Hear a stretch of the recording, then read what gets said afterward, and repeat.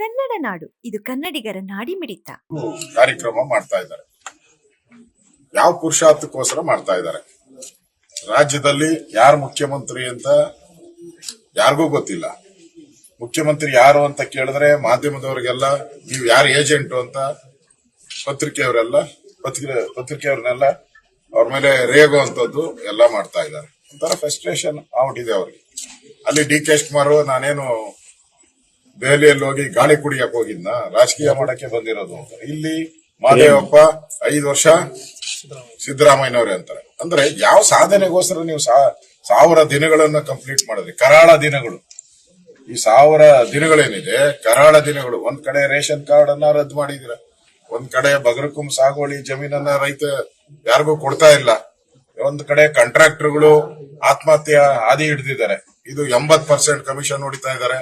ನಮ್ಗೆ ಬದುಕಕ್ಕೆ ಆಗ್ತಾ ಇಲ್ಲ, ಕೆಲಸ ಮಾಡಕ್ಕೂ ಬಿಡ್ತಾ ಇಲ್ಲ, ಮತ್ತೆ ಬಿಲ್ಲು ನಮ್ಗೆ ಸಿಗ್ತಾ ಇಲ್ಲ. ಅವರು ಡೇಟ್ ಅನ್ನ ಡಿಕ್ಲೇರ್ ಮಾಡಿದ್ದಾರೆ, ನಾವು ಪ್ರತಿಭಟನೆ ಮಾಡ್ತೀವಿ ಅಂತ. ಮತ್ತು ಅಬ್ಕಾರಿದಂತೂ ಒಂದು 6,000 ಕೋಟಿ ಡೀಲ್ ಮೊನ್ನೆ ಅಧಿವೇಶನದಲ್ಲೂ ನಾವು ಮಾತಾಡಿದ್ರಿ.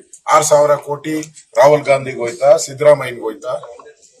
ಈ 6,000 ಕೋಟಿನೇ ತಗೊಂಡು ಅಲ್ಲಿ 1000 ದಿನದ ನಿಮ್ಮ ಸಮಾವೇಶನ ಮಾಡ್ತಾ ಇದ್ದೀರಾ.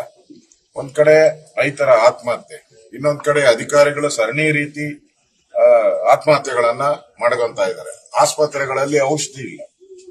ಕಳೆದ 6 ತಿಂಗಳಿಂದ ಸುಮಾರು 800ಕ್ಕೂ ಹೆಚ್ಚು ಔಷಧಿಗಳು ಬೇಕಾಗಿದೆ. 150 ಔಷಧಿಗಳು ಮಾತ್ರ ಕೊಡ್ತಾ ಇದೆ. ಜೀವರಕ್ಷಕ ಔಷಧಿಗಳೇನಿದೆ, ಹಾವು ಕಚ್ಚಿದ್ರೆ ಅದಕ್ಕೂ ಇಲ್ಲ, ನಾಯಿ ಕಚ್ಚಿದ್ರೆ ಅದಕ್ಕೂ ಇಲ್ಲ. ಈ ಸರ್ಕಾರಕ್ಕೆ ಏನ್ ಕಚ್ಚಿದೆ ಅಂತ ನನಗೂ ಅರ್ಥ ಆಗ್ತಾ ಇಲ್ಲ.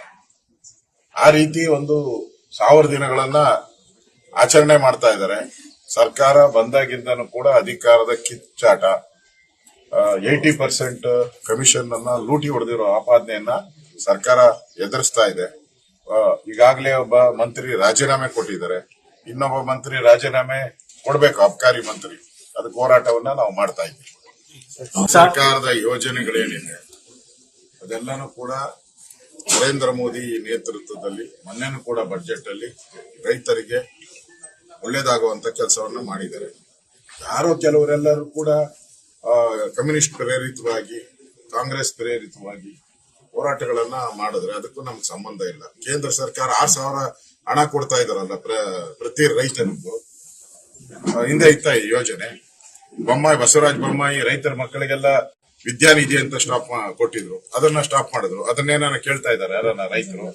ಕೇಳ್ಬೇಕಲ್ಲ, ಅದನ್ನು ಕೇಳಿದ್ರಲ್ಲ.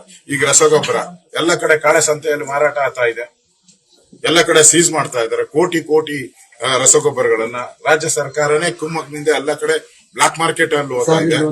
ವಿರೋಧ ಪಕ್ಷದಲ್ಲಿದ್ದೀರಿ, ರಾಜ್ಯ ಸರ್ಕಾರ ಸಭೆ ಕರೆದ್ರೆ ನಾವು ಹೋಗಕ್ ರೆಡಿ ಇದ್ದೀರಿ, ಮಾತಾಡಕ್ ರೆಡಿ ಇದ್ದೀರಿ. ರಾಜ್ಯ ಸರ್ಕಾರ ಇದುವರೆಗೂ ಒಂದು ವಿರೋಧ ಪಕ್ಷದವನ್ನ ಒಂದು ನದಿ ವಿಚಾರವಾಗಲಿ, ಭಾಷೆ ವಿಚಾರವಾಗಲಿ, ನೆಲದ ವಿಚಾರವಾಗಿ ತಲೆನೇ ಕೆಡಿಸ್ತಾ ಇಲ್ಲ. ಅವರು ಅಧಿಕಾರದ ಕಚ್ಚಾಟದಲ್ಲಿ ಇದ್ದಾರೆ. ಅದನ್ನ ಮುಗಿಸಿ ಆಚೆ ಬರಲಿ. ನಾವು ಸಬ್ಸ್ಕ್ರೈಬ್ ಮಾಡಿಕೊಳ್ಳಲು ಕೂಡಲೇ ಪಕ್ಕದಲ್ಲಿ ಕಾಣುವ ಬೆಲ್ ಐಕಾನ್ ಕ್ಲಿಕ್ ಮಾಡಿ ನೋಟಿಫಿಕೇಶನ್ ಪಡೆಯಿರಿ.